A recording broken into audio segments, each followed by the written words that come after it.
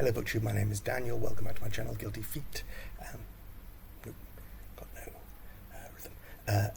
And I've got the back window wide open, you can see. So this is the this is the netting that keeps any flies or mosquitoes out. And that light there is a brand new shop over the road that's opened up on the parade, which I went into today for the first time. And it's a sort of deli, serves deli food, but is only open on Thursdays and Fridays, so just for the weekend before Shabbat. It opens and sells the kind of food that people have Shabbat. It's sort of old school Ashkenazi soul food, so a lot of pickled herring, they have chopped liver, they have kugels and schnitzel, and all food for Shabbat, cholent, and all that kind of sort of home lovely food. So I went in there, even this Thursday, I'm filming this Thursday and I'll put this up tomorrow. I went in there just to see what was going on. It was the first time it had been open since I've been around. And listen, I don't understand how a company stays in business and only open 2 days a week, but that's what they're going for. The food looks fabulous. I bought some chopped liver just to taste it. It was really yummy. And so I guess it might become part of our weekly Shabbat cooking, although my wife would be very angry if we bought prepared food when she makes far nicer food. Anyway, enough about the outside.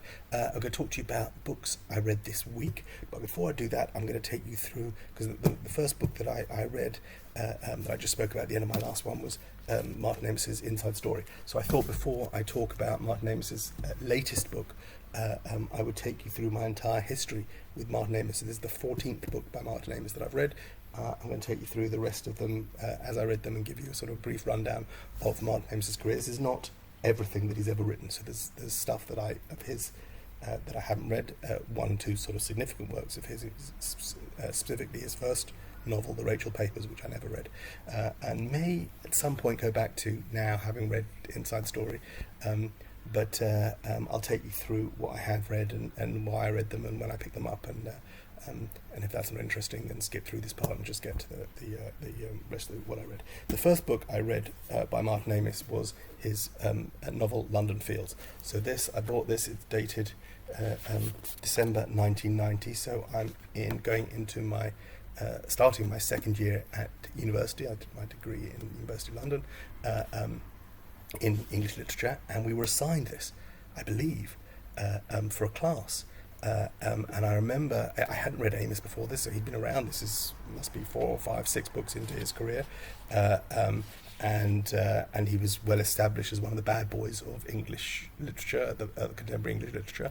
And it'd been a bit too cool for me. I wasn't cool enough to have read him at this point, and so I was assigned this book, and I went out and I read this. And this is a bizarre, transgressive, weirdo novel set in London, and with some strange voices and a femme fatale called Nicholas Six, and a terrific introduction to his work. I wouldn't necessarily recommend it as the best place for anyone else to start, but for me this was a real eye-opener.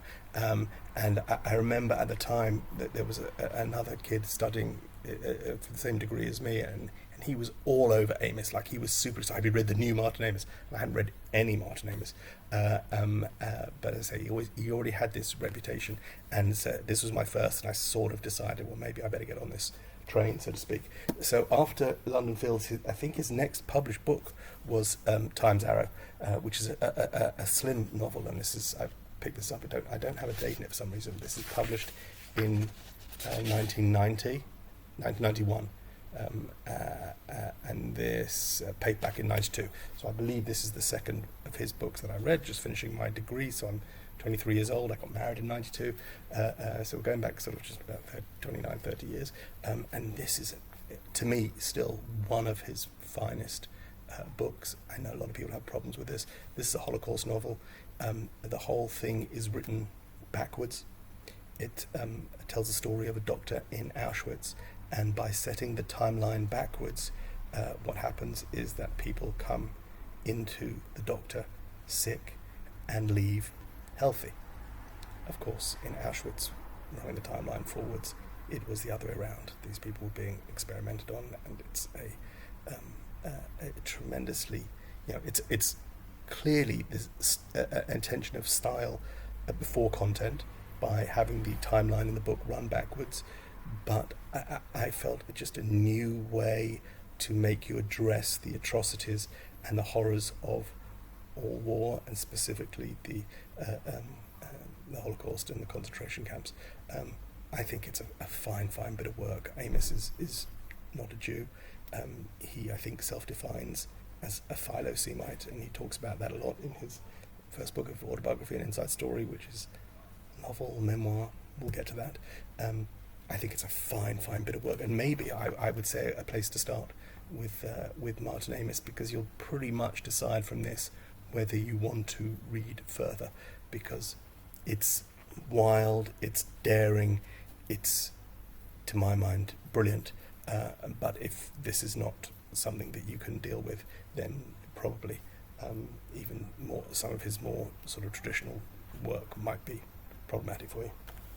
After that, I did go back and read some earlier Amos. So I thought, I must have picked up from my second-hand bookstore, gone in and picked up some Amos, and I didn't pick the Rachel Papers, I picked Other People, which is a kind of thriller, and this is, so I bought this in February 93, but it dates back a little bit earlier. This is there's a message, someone's written it, Happy Christmas, 1985, Love James, looks like, and I paid, no, it doesn't say how much I paid for this, but I would have bought this second-hand. And this came out originally in 1981, so I'm reading this 10 years after it came out, and it's a thriller, and it was a bit dense, and I didn't love it, and gave me pause a little bit, so that was my third Amos. Then January 96 we come to live in Israel, and later that year, or round about that time, Amos is in the news because he split from his literary agent, who at the time had been Pat Kavanagh, who happened to be the wife of Julian Barnes, who's a novelist, a prize-winning novelist, and old friend of Martin Amis. And Amis left Pat Kavanagh, went to this new hotshot agent who was going to get him a huge advance for his next novel in America, and I think famously he spent a huge amount of the advance on getting new teeth. I don't remember what was the name of the American agent, Andrew somebody, anyway, one of these killer shark agents. Amos and Barnes, I think, fell out for many years. I think even, and Pat Kavanagh sadly died, and I'm not sure they ever made it up. Maybe now they've made it up since, but this was a major literary falling out, and Amos got a huge advance for this book, and then it didn't do as well as this massive advance had suggested, and the book is called The Information. This is the paperback copy where it doesn't actually say the information, it says the information on the back, but that was the stylized version in paperback, and I think the hardback was also similarly obscure. And this is The Information by Martin Amis, and I bought this, or my mum would have bought this for me because I've marked it as July 96, so I'm living here. My mum would have bought it out for me, and that £4 price is that's the 2J's Pencil, the second-hand bookshop I used to go to in Edgware, so my mum would have gone in and bought it for me for £4. So this is already, I guess, 6 months after it's come out in paperback. So the story with the agent must have happened sort of in 95. If I'm getting the paperback in July 96, and it's already been out a while. Anyway, it's a terrific novel, and the beauty of this novel, after with the whole background story of him falling out with one of his friends, a fellow novelist, is that this is a book about two novelists, one of whom is successful and the other suffers from Schadenfreude. Is that the right word? Envy, just annoyed at everything that all his friends' success, his friend who he thinks is of lesser literary merit. Anyway, terrific, bitchy, snarky novel. Probably a bit more straightforward. I think this is probably well remembered in the Amos canon, because I think it's a very straightforward book, chunky one, and a good one. And I remember this very fondly. That's The Information by Martin Amis. His next book, which I bought in April 1998. So I'm here. I might have bought this locally here in Israel. This is like a sort of a European edition and paperback, priced £4.99 in 1998, which I think is probably cheaper than I would have bought it in shekels for probably a bit more. This is Night Train. This is a slim novella from Martin Amis, and it sort of subverts the noir detective story, spoken in an American vernacular, for which Amos received a whole bunch of criticism. Famously, I remember reading the contemporary reviews of this, and they all the British reviews picked up on this line where, the opening line is, "I am a police," not "I am a policeman" or "I am a policewoman." I am a police, and the British were terribly sniffy. I think the reviews about how nobody, he's glomming on to some kind of vernacular, but is he inventing it? Is it, which of course in the history of noir was always sort of invented vernacular, going back to Hammett and Chandler. But I think it turns out later, if you're a fan of The Wire, you often hear people referring to someone as good. He's good police. He's don't worry about him. He's real police. So I am a police is the opening line of Night Train. And I remember this as being sort of. I found this successful. A lot of the reviews were a bit snippy about it. It's a very short thing, it's 150 pages, and good Amos, I guess, if you want to try I'm a Police, Night Train by Martin Amis. After that, I finally went back and read what is probably the most important Amos book, and it predates when I started reading Amos. So this is a book that he published in 1984, and I only started reading him in 1990. And I went back and picked up a second-hand copy. There's the £3. That's also would have come from 2J's. March 1999. Maybe I was back in London, or maybe someone bought this one, maybe I bought it. Anyway, This Is Money by Martin Amis. Probably the archetypal, prototypical Amos novel. It has a character in it. The main protagonist is a character called John Self, as if you could be any more self-referential than naming your character John Self. Even more so, there's a point in the story where John Self sits down in a pub and a man walks in and introduces himself as Martin Amis. And John Self has a conversation with Martin Amis, who becomes a character in the story. You don't get more Martin Amis than that. And I think his father sort of ridiculed it. He tells a story about this is the point at which his father said, "That's when I threw it across the room. You just don't do that in books." Old Kingsley claimed. Kingsley, also a Booker Prize winning novelist in his own right. Martin Amis famously never won the Booker Prize. Has never to date won the Booker Prize. Anyway, money is everything everyone says it is. It's a book of excess. It's a book of squarely in the Thatcher/Reagan years.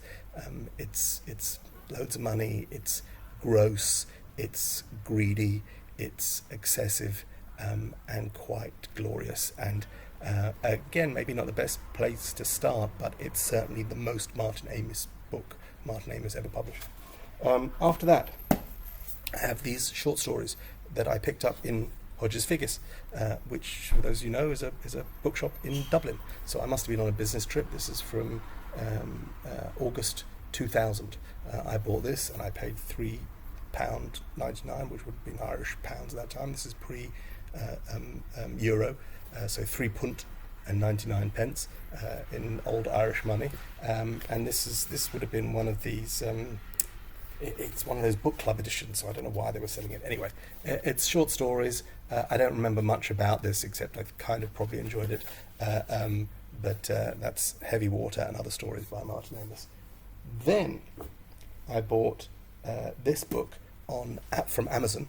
This is his autobiography, Experience. That is Martin Amis as a young man, and that is Martin Amis at the time of publication, where he would have been turning 50. And this is a book of autobiography which is just one of the finest examples of its kind. And I remember I bought this in hardback, which was a lot for me at those times. Bought this November 2000, and I was not buying hardbacks then. But Amazon UK had either it was a mistake or they'd done something. But this is a book that was brand new, selling for £18. £18 in 2000. That's a lot of money for premium work, new work in hardback. But I think Amazon was selling it for like £3.50, something ridiculous, £5 maybe. It was something like 75% off. It was a ridiculous price. I thought it was a mistake, and I jumped at it and ordered it, had it sent to my parents' house, and would have picked it up at some point. They came here, or I would have gone there. And it's just everything you want from literary biographies. So he deals with his father, the late Kingsley Amis, He talks about his mother, he talks about his father's infidelity, he talks about his stepmother. There's also just a tremendously touching part where he talks about a cousin of his who had gone missing when she was 17 years old and how that had devastated the family. And 20 years later, she was, it was discovered that she was one of the bodies buried under Fred and Rosemary West's patio.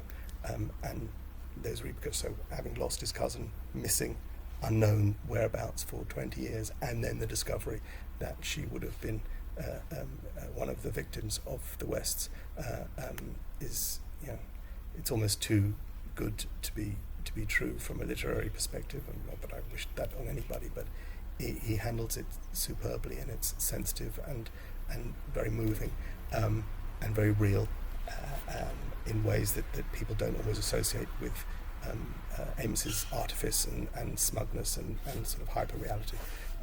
This is just a terrific literary autobiography and highly recommend experience by Martin Amos. And having read his non-fiction there, I sought out more of his non-fiction, and the next thing I read was a collection of his called The War Against Clich, which is essays and reviews 1971 to 2000. So in the last year, he's published another set of collected writings and reviews, and a lot of that dealing with, he wrote an awful lot after 9/11, and some fine stuff which I remember reading at the time, and it was published in magazines, but I think I'm going to try and get that collection and read that all together again. And he addresses 9/11 also in the new book. So this is up to 2000, so before that event, and there's just great book reviews. He turns out to be a fine dissector of other people's work, a sort of brilliant literary mind, without any of the fireworks of his novels and his fiction writing.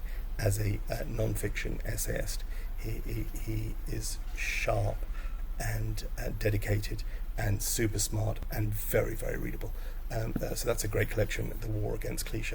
The title's not great, but it's a bit too earnest, The War Against Clich, but you kind of get the point.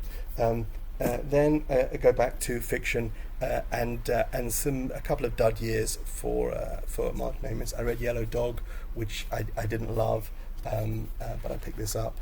This is October 2003, and I would have bought this from a book club that I was part of, and paid 60% off cover price to get one of these sort of airport-sized paperbacks. Didn't love that. I think I skipped his next book after this, which was a book called Lionel Asbo, which I didn't read just because it sounded too on the nose for an Amos book. It's about a yobbo in Britain, so I just didn't read it, and came back for House of Meetings, which some people think is a terrific later work of his.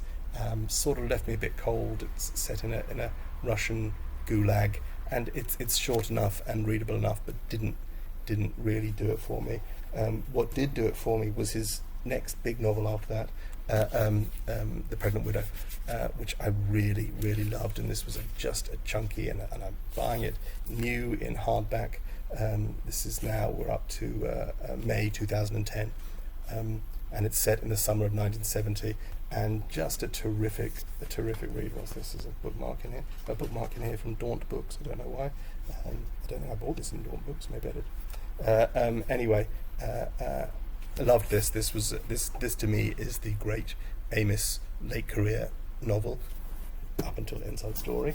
And then the last thing, so the last of my pre-Inside Story books was The Zone of Interest, which this is an ex-library edition, right? So this is withdrawn from Hertfordshire Library.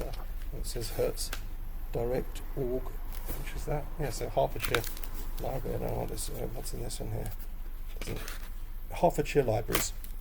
So it's got the lovely cover on it, and so I would have picked this up second hand. It's a nice hardback book. I also kind of went over my head and didn't really get a lot out of it. So this is I bought this in July 2015. And then, I hadn't read a lot of Amos. As I say, he put out this book collection of more of non-fiction works and critical stuff, and a lot of essays on 9/11, but now this brings us up to date and what I read this week. And I read this mostly over the weekend, so in the space of about 36 hours I read the whole of Martin Amis's Inside Story. Now he defines this as a novel, and he talks about it being a novel, but it's a novel where Martin Amis is a character in it. His father, Kingsley Amis, is a character in it. His mother's in it. His stepmother, or his former stepmother, Elizabeth Jane Howard, shows up in it.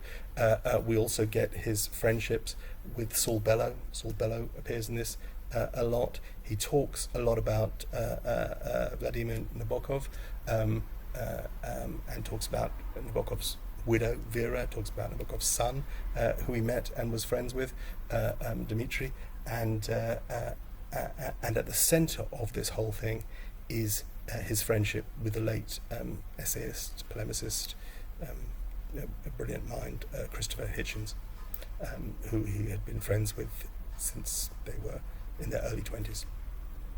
And it talks, this is a book that deals with aging, with illness, grief and loss.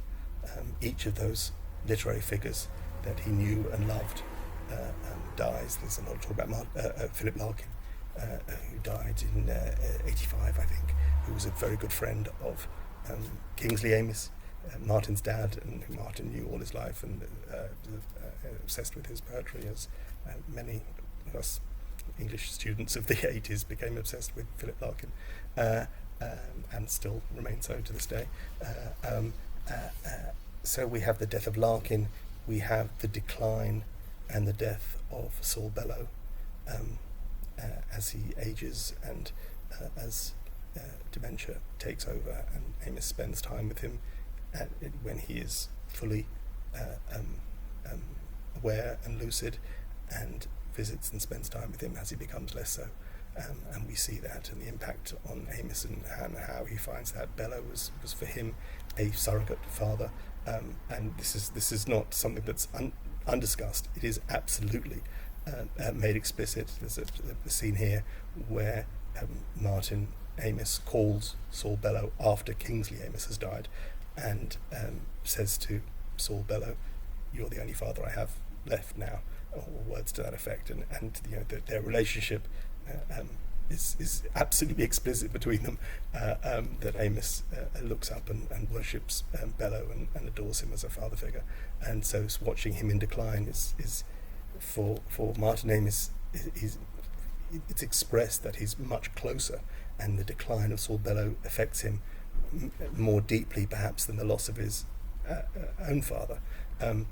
There is also a fictional part of this novel where characters are invented.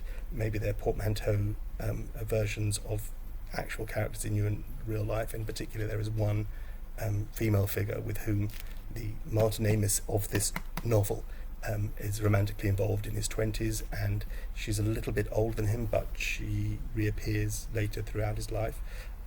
We get a lot of Martin's relationship with his second wife, mentioned his first wife. All the names are changed. He talks a lot about his children, his relationship with his children and the children from his second wife. The names are changed. So there is an attempt at fictionalizing his life, and as I say, Amis repeatedly refers to this as a novel. There are plenty of footnotes. He addresses the reader directly. There are all sorts of things which make it absolutely not absolutely not a novel in any shape or form, but he wants to repeat and insist that it is a novel, and these fictional elements which, as you're reading it, you don't necessarily know they're fictional. It's only when you find out afterwards that actually that person didn't exist, even though, of course, Philip Larkin did exist, and there are suggestions made in the book of things that might have happened in real life which make you go, well, is that possible? Did that person actually sleep with that person, and was there some doubt about that?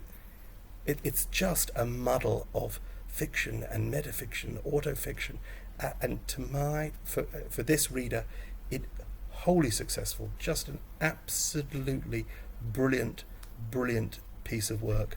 As I say, the main body deals with his lifelong friendship with Christopher Hitchens, and then Hitchens' illness, decline, and death.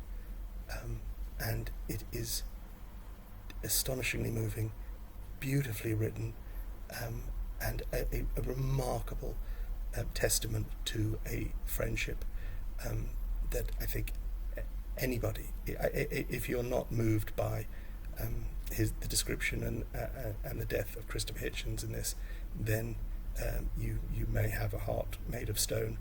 Amos is often accused of being smug and impressed with himself, and he may be all those things, but he's done having to prove himself. He's done worrying about whether or not he's going to win the Booker Prize. He's done with all this. This is a man approaching 70 who appears to have lost all his father figures, his mentors, his friends, and yet this is a man who is not ashamed to show that he loves his wife, that he is astonished to be surrounded by children and even grandchildren, and this bad boy of English letters who came up in his 30s as this wunderkind bad boy turns out to be a gentle man approaching 70,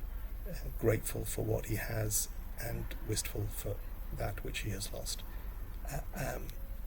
I've been on a terrific run of fine novels this year with Piranesi, Clara and the Sun, Ali Smith's Summer. Martin Amos's Inside Story is just an outstanding, tremendous culmination of a life's work.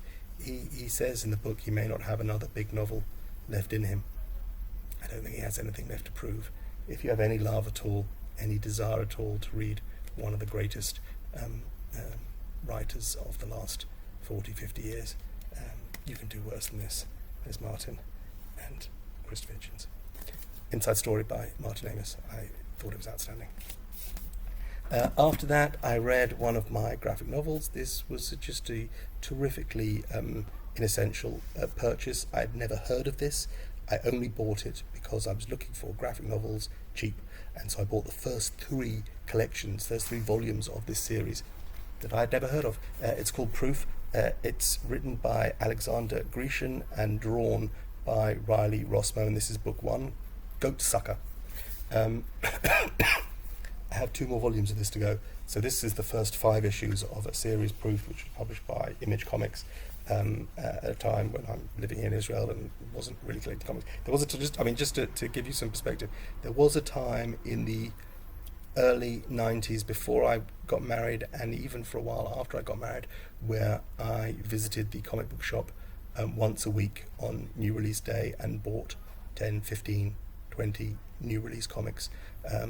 I did collect some back issues as well, but I was reading new stuff. I was involved, cared about new releases, and was following new miniseries and new characters and new side stories and everything. And even long after I stopped paying and buying new comics, I would keep up with the industry, but I kind of lost track at some point. When the kids are at an age, I lost complete track. So this comes from an era where I had no idea. I'd never heard of this. I would never have seen the individual floppy issues in a comic book shop, because I didn't go into comic book shop for about 20 years. So I have no idea what Proof is, and I bought 3 volumes because I think they cost me £3 each, something ridiculous like that. Anyway, what this is, if you're interested, is a sort of X-Files, Hellboy knockoff. Proof. This is Proof. His name is John Prufrock, as in J. Alfred, like Prufr, and so his nickname is Proof, with a double O. And he's a Bigfoot. That's a Sasquatch. And he works for some secret monster gathering agency that collects all the fairies and goblins and all sorts of weird creatures and keeps them away from the public, so the public don't get scared. It's that kind of sort of X-Files. It's sort of like Hellboy, the BPRD is, the Bureau of Paranormal Research Department, whatever that stands for. So it's derivative. We've seen it all before. It was okay. Story kind of runs through it. There's a monster, and the monster's eating people, and so Proof and his new partner, who's kind of like a Will Smith character from the first Men in Black, so a detective who's taken into the agency and wide-eyed about all the there's so much of this we've seen before between Men in Black and Hellboy, and the X-Files. We've seen all this before. This is what this is. It wasn't terrible. I didn't love the artwork, which I guess is the biggest obstacle. It's just kind of a bit scratchy and not my favourite kind of thing. Writing was okay. I'd say totally inessential. Proof. I've got 2 more volumes of this, which I'll probably read. There are 3 more after that, which I will almost certainly never purchase or seek out. But if I read 2 and 3, and then I'm happen to be at some point in a second-hand store and I see book 4 for £2, I may buy it because I'm a bit of a completist like that, and it's nutty, and it's just what I do. This was okay, not really worth your time. After that, I read book 11 in a detective series that I've been reading for probably the past 10 years or so, and this was Dead Man Running by Steve Hamilton. So Hamilton has this series starring Alex McKnight. He's recently started another series with another character who's a sort of spy on the run, or sort of ex-hitman on the run, or mafia bad guy, whatever. I've read 2 of those, and they were okay, diverting enough.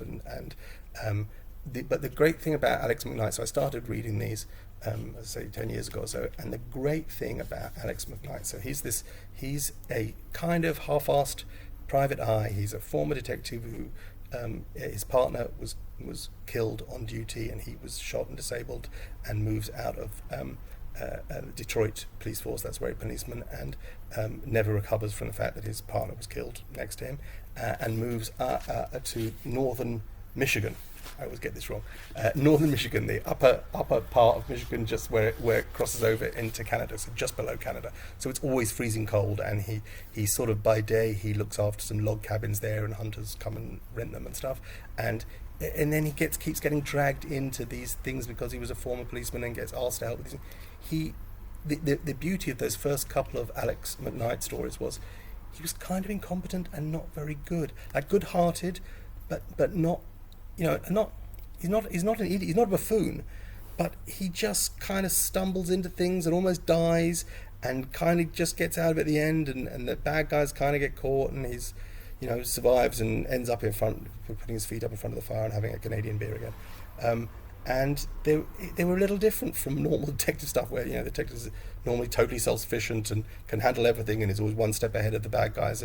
And Alex McKnight was just always a bit not very good. And I say this is the 11th. I read 10 of these, and there's been a big gap between the previous one, number 10, and this is number 11, because he was writing this other series, and we didn't know if he was going to go back to Alex McKnight. So this came out in 2018. I waited 2 or 3 years because I'm not in a rush to read them. So I bought this. So this is, it says £2.50 on it, but I didn't. I bought this from eBay for about £4, including postage. It's revolting and shocking to me that this book should be this bad. Alex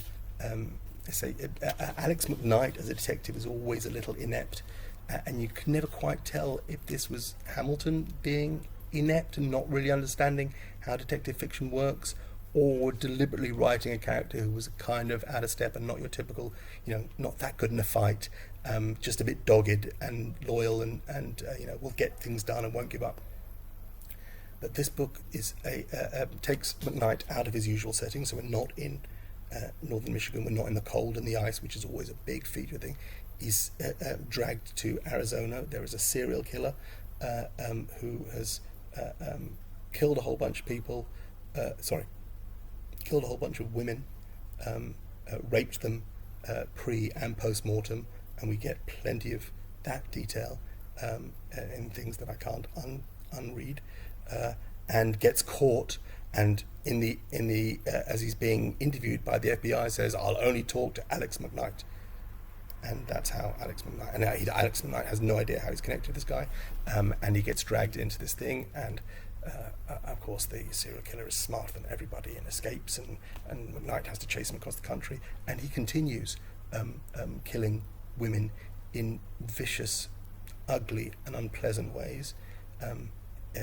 In a few cases, he kidnaps the women, and we see inside the women's thought. The women saying, "I'm going to die now. Please don't kill me. You don't have to kill me. Oh my God!" And that's the point. She realised she was going to die. It's gruesome and unpleasant, and I think you're just nastily misogynist. There is a whole meme from the comic book world where they talk about women in refrigerators based on the murder of Carl Rayner, was Green Lantern at the time, Carl Rayner's girlfriend, who was kidnapped and killed and stuffed into a fridge, and the idea that women were only used as plot points, plot devices to rile up the superhero or to cause revenge or whatever it was. And I think Gail Simone started a blog called Women in Refrigerators about misogyny in comic book writing and how women were mistreated and treated like objects and only there as plot devices.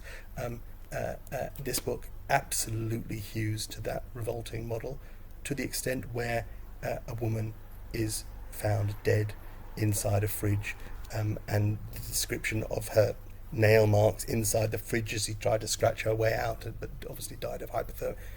Their throats are slit, women are suspended, and their blood is drained. It is just nasty objectification of women in the mind of a sadistic serial killer. And I have to say, it seems a sadistic author at this point. This was deeply unpleasant. As I've read 10 previous Steve Hamilton, Alex McKnight books. I've read, I think, at least 3 other Steve Hamilton novels. This is the kind of thing which will make me not read anything by Steve Hamilton ever again. It just disturbing, unpleasant, waste of time, serial killer, manipulative stuff. The serial killer, we see him in the first person. We're supposed to admire how smart he is. He's obsessive. He's neat. He's interested in Japanese culture. It's just disgusting, revolting stuff. I don't have these kind of reactions to books very often. Certainly not detective fiction, which I understand is tropey and throwaway. This was unpleasant in a way that makes me not want to read the author again.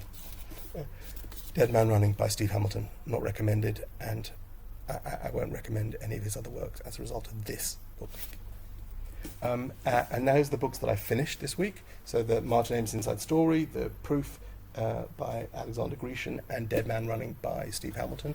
And as a sort of palate cleanser after the revolting detective stuff, I've gone back and started, I'm about halfway through, Edith Wharton's Summer. So I just read Summer by Ali Smith, and now I'm reading Summer by Edith Wharton, and loving this.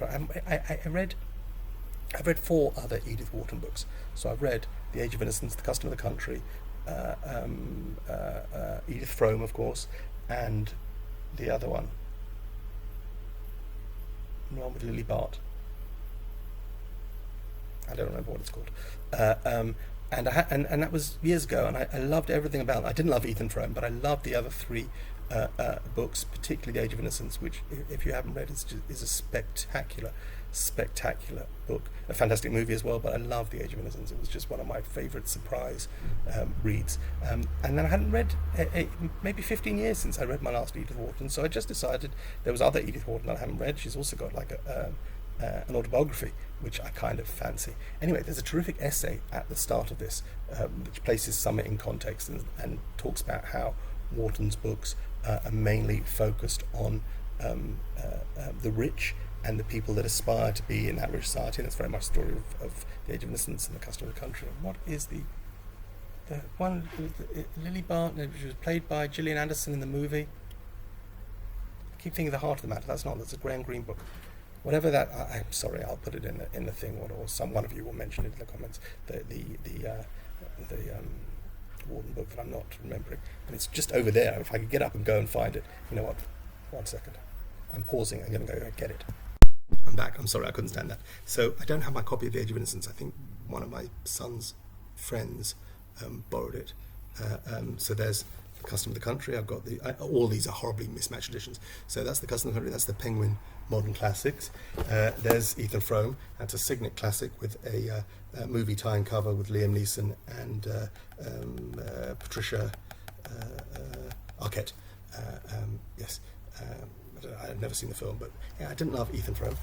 And the book that I couldn't remember is House of Mirth with Lily Bart, and it was made into a movie with Gillian Anderson. Anyway, so those are the totally horribly mismatched editions. And my edition of Age of Innocence is also a completely different edition, and now this is my edition of Summer. So that's every single different version of Penguin I've got going on there. Anyway, the essay at the start of this, which is by a woman called Elizabeth Ammons, places Summer in context and says that while those books, Age of Innocence, House of Mirth, Custom of the Country, and other of her novels, The Buccaneers, I think is another one, are all set in upper class society and people are just on the outsides wanting to get in. Ethan Frome and Summer are set in outside, sort of lower class society, and just it's a different world, and this is not the world the exclusively rich, which gave me a little pause, because I say Ethan Frome is my least favourite Wharton. So